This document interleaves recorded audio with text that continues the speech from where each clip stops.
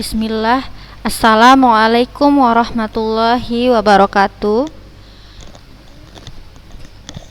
Alhamdulillah, puji syukur kita ucapkan kepada Allah Subhanahu wa taala yang mana dengan rahmat serta karunia darinya kita bisa mengikuti kembali kegiatan belajar daring pada hari ini. Anak-anak ustazah semoga dalam keadaan sehat walafiat dan selalu dalam lindungan Allah Subhanahu wa taala.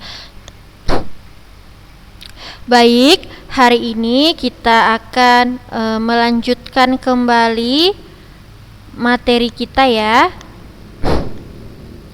Nah, jadi kita masuk ke bab 2 ya hari ini ya. Masuk bab 2.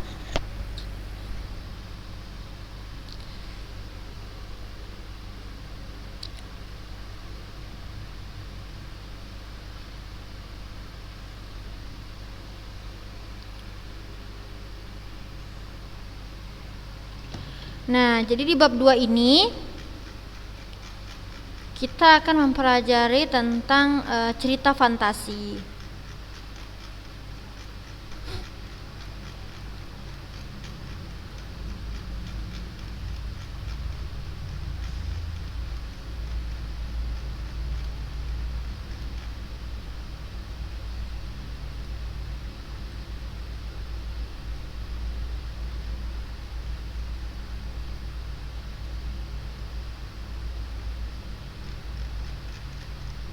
Nah, jadi kita akan mempelajari namanya cerita fantasi, tetapi perlu diingat untuk pembelajaran kali ini kita tidak membuat cerita fantasinya, tidak. Kita akan mengidentifikasi unsur-unsur cerita fantasi, menceritakan kembali isi cerita fantasi, menelaah strukturnya dan kebahasaannya, lalu menyajikan gagasan kreatif dalam bentuk cerita fantasi. Nah, ini enggak ya.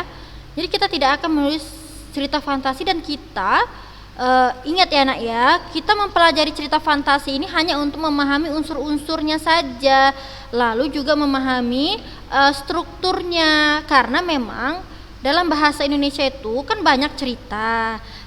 Jadi kalau di kelas 7 ini kita tak kenapa pula cerita fantasi lah contohnya di buku ini, tetapi perlu kita mempelajari struktur serta unsur-unsurnya itu agar kita bisa menulis cerita nyata ya. Kalau fantasi ini dia tidak nyata, jadi tolong diingat ya, ustazah tidak mengizinkan anak-anak ustazah membuat cerita fantasi karena ini termasuk cerita fiksi yang tidak nyata, yang tidak perlu kita bawa ke kehidupan kita, tidak perlu dan jangan terpengaruh. Ini kita ingat, kita hanya mempelajari strukturnya saja dan kebahasaannya untuk menambah wawasan anak-anak ustazah ya. Jadi, tapi jangan pernah dipercayai cerita seperti ini karena tidak boleh ya. Nah, jadi sebenarnya anak-anak ustazah cerita fantasi ini adalah dia hampir sama seperti cerita fabel. Hampir sama dia dengan cerita fabel. Ya, pernah dengar cerita fabel anak-anak ustazah? Jadi kalau fabel itu kan dia tokoh-tokohnya itu binatang, hewan-hewan gitu kan yang bisa berbicara layaknya manusia, itu fabel. Kalau fantasi ini hampir sama dengan itu, tapi di dalam cerita fantasi namanya juga fantasi. Dia banyak sekali imajinasi yang tidak bisa kita bawa itu ke dunia nyata, kita tidak bisa. Maka sekarang kita sekalian membuka cakrawala kita lah, bahwasanya cerita-cerita seperti ini tidak perlulah kita baca ya. Nah, jadi agar mengenal apa sih itu cerita fantasi. Jadi tujuannya itu supaya anak saya tahu ini cerita fantasi, mana cerita fantasi, yang mana bukan cerita fantasi. Jadi kalau nanti suatu saat anak-anak saya bertemu dengan cerita yang hayalannya luar biasa, yang tidak sesuai dengan kehidupan nyata, maka anak-anak saya bisa menjauhi. Ya, bukan malah mempercayainya. Itu masuk ustazah mengajari materi ini. Jadi cerita fantasi itu merupakan salah satu genre cerita yang sangat penting untuk melatih kreativitas. Berfantasi secara aktif bisa mengasah kreativitas katanya. Ya. Nah, jadi inilah hal-hal yang memang tidak boleh kita lakukan. Berfantasi ini tidak boleh. Kecuali kita menggunakan gaya bahasa imajinatif kita untuk membuat gaya bahasa penulisan menjadi indah, itu boleh. Kalau cerita deskripsi kan itu nyata kan, Nah, kita boleh pakai kata-kata deskripsi yang lebay-lebay boleh, tapi kalau berfantasi yang berlebihan itu tidak boleh ya. Nah, kita langsung aja lah lihat contohnya. Jadi fantasi itu adalah cerita yang bersifat imajinatif, itulah dia fantasi, cerita yang bersifat imajinatif.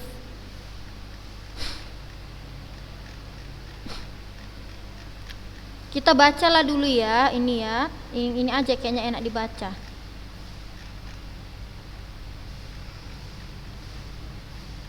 Jadi dalam pembelajaran teks fantasi ini kita akan mempelajari unsur pembangun cerita, karena unsur pembangun cerita yang ada di teks fantasi ini sama dengan unsur pembangun yang ada di cerita pendek. Nah, kalau anak-anak usaha mau buat cerita pendek boleh, tapi cerita yang berdasarkan memang kehidupan sehari-hari, memang itu terjadi. Jadi kita nggak masalah ya mempelajari unsurnya ya. Jadi kita baca dulu ceritanya, cerita yang tidak masuk akal ini kita kasihlah contoh. Mana sih itu termasuk teks fantasi ya? Nih, Nono si anak rembulan berangkat sendiri berlibur ke Wilingi, tempat tinggal Mbah Sastro. Ia selalu suka liburan di sana karena ia bisa bersepeda keliling Wilingi dan bermandi-mandi di sungai Lekso yang menyegarkan. Tak jarang juga Nono membantu Mbah Mas yang punya warung makan di stasiun Wilingi. Suatu hari Nono ditugaskan untuk membeli tahu goreng Kenjari ke tempat Mbah Pur, kakek buyutnya. Nono pun berangkat dengan sepeda. Nono mengambil jalan pintas menuju Njari. Di tengah perjalanan ia berhenti sejenak untuk melihat sebatang pohon kenari besar di tepi kali Njari yang pernah diceritakan oleh Mbah Pur. Menurutnya dahulu ada seorang anak bernama Trimo yang menghilang di dalam pohon kenari itu. Trimo menghilang ketika ia sedang berlindung dari serangan Belanda. Ia lenyap begitu saja seolah-olah pohon besar itu telah menelannya. Nono beristirahat dan merendam kakinya di kalinjari yang dangkal. Sepedanya diparkirkan di pohon kenari tadi. Namun ketika ia kembali, sepeda itu tidak ada. Ia pun dikejutkan dengan kedatangan seorang anak bernama Trimo yang memperingatkannya untuk bersembunyi. Akan tetapi Kapitan Dejare dengan mudahnya dapat menemukan tempat persembunyian mereka. Sadarlah Nono bahwa ia sedang berada di zaman Belanda. Pohon kenari besar tadi menghilang, digantikan oleh tenda-tenda, gerobak, kuda, serta orang-orang dan pasukan Belanda yang tiba-tiba berdiri mengelilinginya. Nono nyaris dihukum gantung gara-gara kaos Manchester United yang dikenakannya saat itu. Setelah itu, dia berperangkap di warung Bok Rimbi yang merupakan jelmaan iblis, berkawan dengan kelompok semut hitam yang ternyata adalah segerombolan pencuri. Nono juga bertemu legenda Gunung Kelut, Mahesasuro, dan Lembusuro, berjumpa dengan Sarsi, putri Belanda yang dapat mengubah dirinya menjadi burung kenari, dan berhadapan dengan Sri Ratu yang dijuluki setan merah karena kekejamannya. Tiba-tiba Nono diminta untuk memimpin perang yang disebabkan oleh konspirasi orang-orang dalam kerajaan. Anak-anak ustazah udah dengar kan tadi ceritanya kan? Kan luar biasa fantasinya. Jadi nggak perlulah kita contoh-contoh ya cerita kayak gini ya nak ya. Ini nggak ada ya nak ya cerita kayak gini. Tiba-tiba dia ada di zaman Belanda, suka-suka dia aja gitu kan? Bisa pindah-pindah tempat, bisa pindah-pindah alam, kan gitu nggak cocok ya kan? Nah jadi nggak perlu ini kita percaya nak cerita yang nono ini tadi, nggak perlu kita percaya kejadiannya ya. Nah jadi di sini anak-anak saya bisa membedakan mana cerita yang fakta, mana cerita maksudnya yang memang sesuai dengan kehidupan sehari-hari, mana cerita yang memang dari hayal-hayalan. Jadi anak-anak ustazat akan menjauhi cerita-cerita seperti ini kan gitu.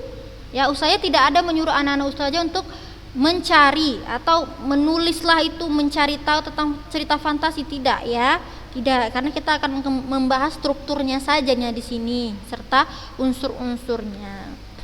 Jadi tadi ceritanya adalah anak bernama si Nono yang tadi dia berlibur ke tempat neneknya kalau nggak salah ya, tempat Mbah Sastro. Tiba-tiba saat dia disuruh membeli sesuatu, dia beristirahat di bawah pohon kenari kan gitu. Tiba-tiba dia menghilang, dan tiba-tiba ketika dia menghilang itu dia sudah tidak berada di daerahnya, dia sudah berada di zaman yang berbeda yaitu zaman Belanda. Berarti kan dia di sini intinya ada dua zaman ya kan. Yang pertama ada di zaman sekarang, Yang kedua, dia ada di zaman masa lalu, yaitu zaman Belanda, kan seperti itu. Nah, makanya dia dikatakan fantasi. Kenapa dia dikatakan ini cerita fantasi? Memang semuanya itu berdasarkan dari hayalan. Itu dia intinya, berdasarkan ceritanya itu dari hayalan. Ya bukan karena dia buat cerita-cerita kehidupan nyata, tidak ya. Nah, coba kita bandingkan dengan cerita yang kedua. Nah, jadi cerita kedua ini akan kita bandingkan dia di mana letak perbedaannya secara unsur ya. Ini kita baca dulu. Kekuatan ekor biru Nataga. Seluruh pasukan Nataga sudah siap hari itu. Nataga membagi tugas kepada seluruh panglima dan pasukannya di titik-titik yang sudah ditentukan. Ini contoh kayak cerita fabel ya. Seluruh binatang di tanah Modo tampak gagah dengan keyakinan di dalam hati mempertahankan milik mereka. Hari itu sejarah besar tanah Modo akan terukir di hati seluruh binatang. Mereka akan berjuang hingga titik darah penghabisan untuk membela tanah air tercinta. Saat yang ditunggu pun tiba, mulai terlihat bayangan serigala-serigala yang hendak keluar dari kabut. Jumlah pasukan cukup banyak. Nataga dan seluruh panglima memberi isyarat untuk tidak panik. Pasukan siluman serigala mulai menginjak pulau tanah Modo. Susul menyusul bagai air. Tubuh mereka besar-besar dengan sorot mata tajam. Raut wajah mereka penuh dengan angkara murka dan kesombongan, disertai lolongan panjang saling bersahutan di bawah air hujan. Mereka tidak menyadari bahaya yang sudah mengepung. Semua binatang tetap tenang menunggu aba-aba dari Nataga. "Serbu!" teriak Nataga sambung menyambung dengan seluruh panglima. Pasukan terdepan dari binatang-binatang hutan segera mengepung para serigala dengan lemparan bola api. Pasukan serigala sempat kaget tak percaya. Cukup banyak korban yang jatuh di pihak serigala karena lemparan bola api. Namun pemimpin pasukan tiap kelompok serigala langsung mengatur kembali anak buahnya pada posisi siap menyerang. Mereka tertawa mengejek binatang-binatang ketika banyak bola api yang padam sebelum mengenai tubuh mereka. Bahkan dengan kekuatan mereka meniup bola api yang terbang menuju arah mereka. "Hai, tak ada gunanya kalian melempar bola api kepada kami," seru serigala dengan sorot mata merah penuh amarah. Binatang-binatang tidak putus asa. Namun pasukan serigala dalam jumlah 2 kali lipat bahkan lebih dari pasukan binatang mulai bergerak maju seolah hendak menelan binatang-binatang yang mengepung. Binatang-binatang yang pantang menyerah juga tidak takut dengan gertakan para serigala. "Gunakan kekuatan ekormu Nataga," bisik Dewi Kabut. Nataga sempat bingung dengan kata Dewi Kabut karena banyak bola api yang padam. Nataga segera memberi aba-aba berhenti melempar dan mundur kepada seluruh pasukan. Tiba-tiba Nataga, pemimpin perang seluruh binatang di tanah Modo, segera melesat menyeret ekor birunya. Mendadak ekor Nataga mengeluarkan api besar. Nataga mengibaskan api pada ekornya yang keras membentuk lingkaran sesuai tanda yang dibuat oleh semut, rayap, dan para tikus. Lalu ia melompat bagai kilat dan mengepung serigala dalam api panas. Seluruh pertempur Nataga segera menuju ke atas bukit bergabung dengan seluruh panglima. Levo, Goros, Lamia, Sika, dan Mora memandang Nataga dengan haru dan tersenyum mengisyaratkan hormat dan bahagia. Jadi ini ceritanya adalah cerita fantasi. Kenapa dikatakan fantasi? Karena memang tidak ada di kehidupan nyata kita ini terjadi dan nggak mungkin lah binatang bisa berbicara di zaman di kehidupan kita saat ini, itu tidak mungkin ya. Jadi ini real, itu cerita fantasi contohnya, dan ini nggak perlulah terlalu dipahami kali ya ceritanya ya. Dan sekarang kita akan membedakan ini setelah membaca kedua kutipan cerita tersebut, istilah tabel berikut nggak perlu ya.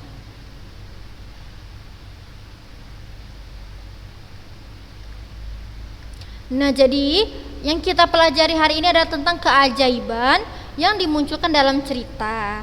Yang namanya cerita fantasi itu memiliki keajaiban ataupun peristiwa aneh atau ajaib. Ya, peristiwa aneh atau ajaib. Apa itu keajaiban tokoh? Kita cari tahu ya. Nih, sudah ada infonya. Ciri-ciri umum dari teks fantasi, dia pertama ada keajaiban, keanehan, kemisteriusan, ya.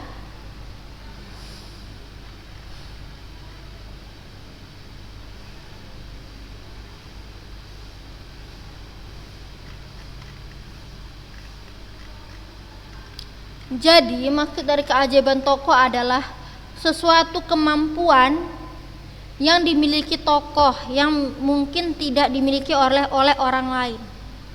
Ya, keajaiban yang dimiliki tokoh itu adalah kemampuan yang dimiliki tokoh yang memang kemampuan tersebut tidak dimiliki oleh orang lain. Itulah keajaiban.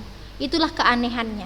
Contoh tadi yang di cerita si Nono tadi itu keajaiban dia tahu adalah dia bisa berada pada zaman Belanda. Ya itu tidak salah. Kalau untuk yang cerita Nono tadi keajaibannya adalah ini. Ketika dia mana tadi ya?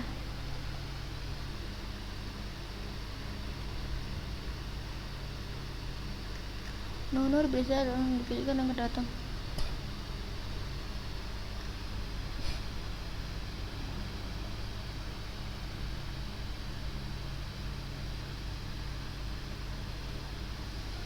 Nih. Sar si putri Belanda yang dapat mengubah dirinya menjadi burung kenari kan? Bisa pula putri jadi burung kenari. Ini contoh dari keajaiban yang dimiliki tokoh. Jadi si putri Belanda ini memiliki keajaiban ataupun kemampuan bisa mengubah dirinya, sementara orang lain itu mungkin tidak bisa melakukan seperti itu. Nah ini dikatakan keajaiban, tetapi ini palsu ya, tidak ada. Contoh dari cerita aja ya. Nah lalu yang kedua, apa itu yang dimaksud dengan peristiwa aneh?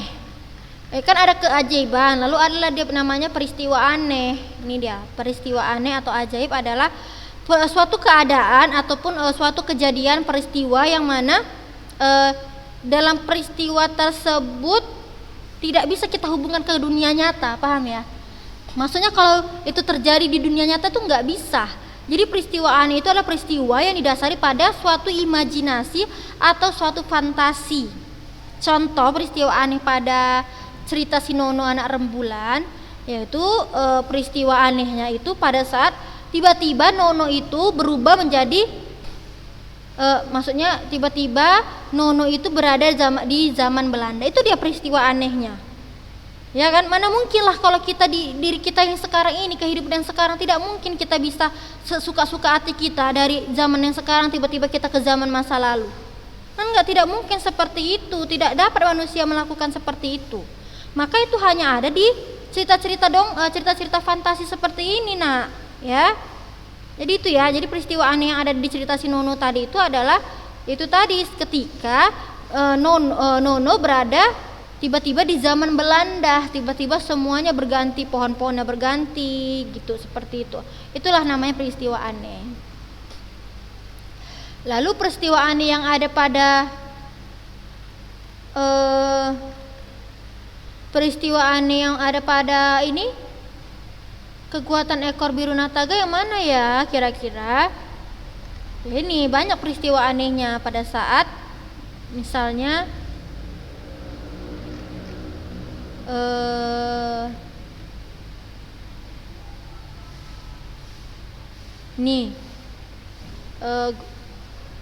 saat si Nataga itu dibisikkan oleh Dewi Kabut. Ini kan peristiwa aneh ini. Kok tiba-tiba datanglah si Dewinya ini kan? Si Dewi Kabut ini kan peristiwa yang nggak masuk akal. Jadi inilah termasuk yang namanya semua ini pun nggak masuk akalnya ini yang diceritain ini ya. Jadi semua ini contoh dari peristiwa aneh yang memang kita dalam kehidupan nyata tidak pernah lah kejadian seperti itu ya, ada dewi-dewi kayak gitu ya.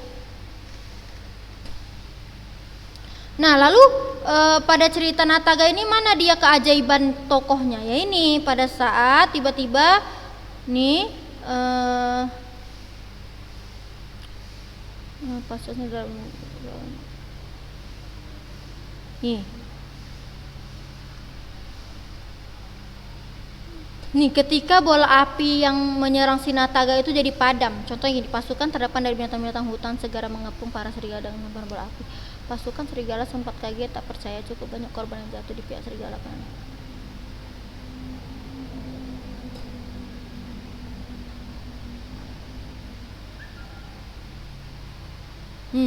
Dengan kekuatan mereka meniup bola api yang terbang menuju ke arah mereka. Nah, bisa pula di tokoh ini dia bisa meniup bola api, dia bisa membuat bola api padam. Itu kan keajaiban tokoh namanya. Yang mana keajaiban tokoh ini adalah sesuatu kemampuan tokoh yang tidak bisa dimiliki ke tokoh-tokoh lain seperti itu ya. Dan ini tidak ada lah dalam dunia nyata itu, tidak ada yang seperti itu. Nah, jadi sekarang kita sudah bisa ya membedakan mana itu keajaibannya, mana itu peristiwa anehnya. Ya kan? Keajaiban tokohnya ini, Komodo bisa melatih anak buahnya menyerang siluman serigala. Nih, Komodo itu kan apa tuh? Hewan, binatang. Ya kan? Masa Komodo bisa melatih anak buahnya menyerang siluman serigala? Kan luar biasa, berarti dia memiliki keajaiban. Nah, itu kalau dicerita ya nak ya. Kalau dalam dunia nyata ya nggak masuk akal memang. Lalu teks 2-nya, Sar, si putri Belanda dapat mengubah diri menjadi burung. Nah, ini juga keajaiban tokoh. Ya, tadi udah bisa ya nak ya kita membedakan mana yang keajaiban, mana peristiwa tokoh. Ya. Kita lanjutkan. Nah, sekarang kita lanjutkan. Tadi kan kita sudah mempelajari tentang keajaibannya sudah, peristiwa anehnya juga sudah. Sekarang kita masuk ya ke latar cerita. Nah, ini penting. Kalau kita membuat cerita pendek, kita harus tahu lah latarnya. Kita harus menuliskan di manalah tempat kejadiannya, kan seperti itu. Karena pada latar teks 1 itu kan tentang Nataga tadi kan nak. Jadi pada teks 1 latar tempatnya itu ada di Tanah Moda, ya. Di Tanah Moda itu nama tempat maksudnya, di kampung orang itulah mungkin ya. Nah, nggak tahu lah Ustazah letaknya di mana Tanah Moda itu ya. Nggak usah kalian cari tahu di mana Tanah Moda itu, Ustazah pun juga nggak tahu ya. Lalu yang teks kedua, si Nono tadi itu di kota Wilingi saat ini. Nah, jadi kota Wilingi itu kemungkinan ada ya nak ya, di zaman sekarang ini ada. Zamannya itu zaman Belanda. Ya, jadi ada 2 tempat tadi. Pertama kota Wilingi, yang kedua itu pada saat zaman Belanda. Pada saat zaman Belanda. Itu dia tadi. Jadi latar itu ada terbagi 3, ingat. Latar terbagi 3, latar tempat, suasana dan waktu. Tempat, suasana dan waktu. Latar tempat berarti nama tempatnya. Latar waktu misalnya sore hari, siang hari, pagi hari. Ya, latar suasananya seperti apa? Suasananya menyedihkan, mencekam, menakutkan, itu namanya suasana. Tadi kalau cerita si Nataga tadi kan mencekam ya, suasananya itu tidak menyenangkan. Ya akhirnya memang menyenangkan, tapi ceritanya itu suasananya itu menakutkan ya kan. Yang pakai bola api lah mereka, yang menyerang-nyerang lah. Itu kan namanya mencekam ya kan. Tapi kalau si Nono tadi suasananya itu membingungkan. Ya tiba-tiba aja dia dari zaman sekarang kok bisa lari ke Belanda. Berarti suasananya itu adalah bisa juga menakutkan, bisa juga membingungkan. Ya.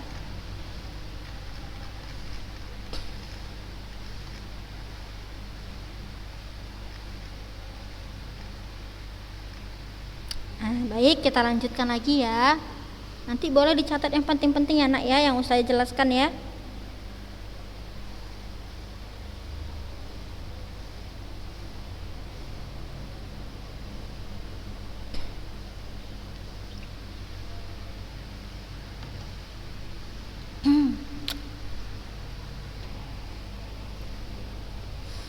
Kita lanjutkan. Ini sekarang kita akan, tadi kan sudah latar tempat ya nak ya. Sekarang kita masuk ke latar waktu ya. Latar waktu.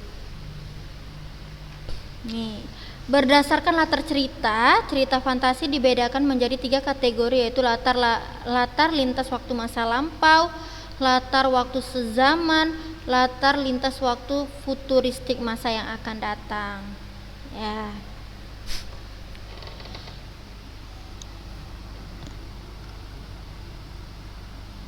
Baik, jadi ada 3 ya, ada 3 kategori ya nak ya dalam latar waktu pada teks fantasi. Pertama waktu masa lampau, waktu sezaman, dan waktu yang akan datang. Mari kita buktikan sama-sama cerita Nataga dan cerita Nono tadi ya. Teks 1 kategorinya dia mengatakan bahwasannya cerita Nataga itu latar waktu sezaman. Kenapa dikatakan sezaman? Karena pada cerita Nataga tadi dia hanya menceritakan satu zaman saja ya kan. Dia menceritakan yang saat ini terjadi. Dibuktikan dengan tidak adanya perpindahan zaman. Ya kan? Dia kan menceritakan ini tadi. Nih. Seluruh binatang di tanah Modo tampak gagah dengan keyakinan di dalam hati mempertahankan milik mereka. Ini kan cerita tentang mempertahankan tanah milik mereka ya. Jadi ceritanya itu dari awal sampai akhir tuh ceritanya selalu ke depan. Ceritanya tuh sezaman, satu zaman maksudnya ya. Dia tidak ada cerita yang mana tiba-tiba si Nataga tersebut tiba-tiba ada di dunia yang lain. Misal di dunia apa misalnya ya, dunia yang lain lah pokoknya yang beda zaman dengan dunia dia yang sekarang. Nah ini contohnya dibuktikan dengan tidak adanya pengungkapan waktu masa lalu di sini ya kan, tidak ada. Semuanya ceritanya tentang saat ini terjadi atau sezaman ya. Ditandai dengan apa? Contoh ditandai dengan kata selesai. Bisa. Ini kan berarti adanya suatu peristiwa yang berlanjut seperti itu. Lalu tiba-tiba. Ini kan kata-kata kata-kata yang menunjukkan peristiwa yang sedang terjadi kan? Tiba-tiba. Lalu juga apa lagi ya?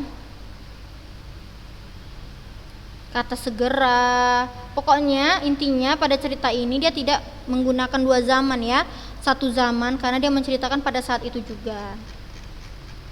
Lalu cerita Nono, ayo cerita Nono itu tadi sezaman atau ada dua zaman? Jadi tadi yang saya jelaskan cerita si Nono dia itu ceritanya itu ada dua zaman ya kan. Yang pertama ceritanya itu di masa sekarang yang tadi dia diwilingi tadi kan tempat mbahnya. Yang kedua tiba-tiba dia ada di zaman Belanda. Jadi zaman Belanda itu kan nggak ada lagi sekarang. Ya, udah nggak ada lagi. Jadi zaman Belanda itu kan kita tahu di masa lalu. Berarti intinya peristiwa atau latar waktu pada cerita fantasi Nono ada dua, yaitu masa sekarang dan akan datang. Ya, ini dia jawabannya.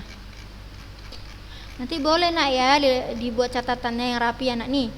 Jadi ada dua latar lintas waktu masa kini dan masa lampau. Masa kini itu yang sekarang. Lalu masa lampau berarti ada dua zaman. Buktinya apa? Buktinya ketika Nono tiba-tiba berada di zaman Belanda. Kalau ini buktinya apa? Kalau Nataga buktinya adalah ketika mereka itu tidak menunjukkan adanya peristiwa di masa lalu atau ketika tokoh tidak ada di masa lalu. Nah, ini dia.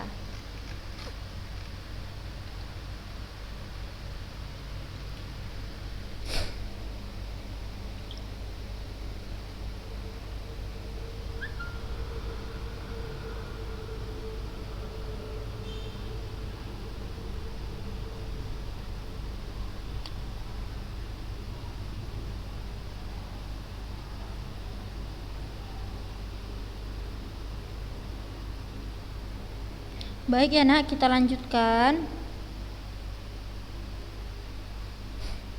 Kita lanjutkan ya. Sekarang kita masuk ke unsur yang berikutnya. Tadi Ustazah sudah menjelaskan unsur peristiwa aneh, keajaiban tokoh, terus juga udah latarnya. Sekarang kita masuk ke apa ini?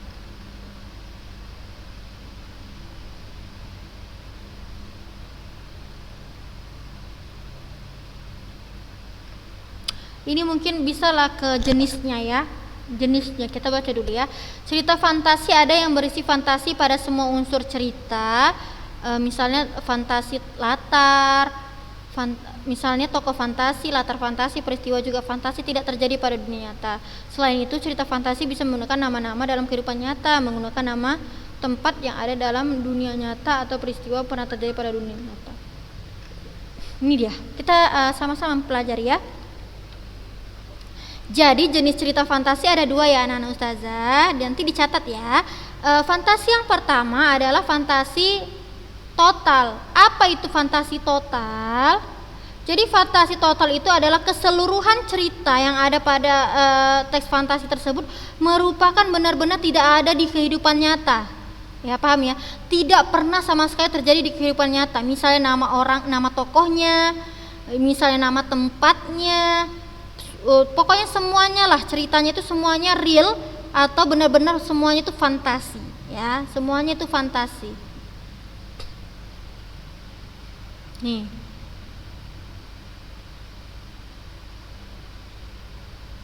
Jenis cerita fantasi berdasarkan kesesuaiannya dalam kehidupan nyata. Ada dua kategori, fantasi total dan fantasi sebagian.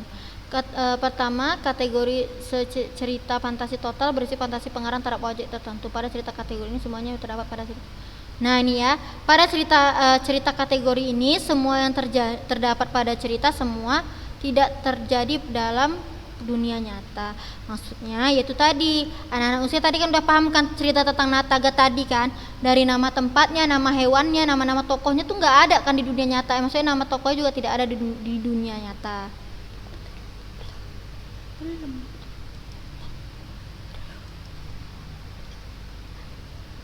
Baik ya anak-anak ustazah, nanti kita lanjutkan minggu depan yang tentang irisan ya, fantasi irisan ya. Tadi kan udah fantasi total, nanti minggu depan kita insya Allah akan mempelajari fantasi irisan. Baik anak-anak ustazah, karena waktu sudah habis, jadi sampai di sini dulu ya penjelasan tentang teks fantasi. Insya Allah minggu depan kita akan lanjutkan. Sekian dari ustazah. Assalamualaikum warahmatullahi wabarakatuh.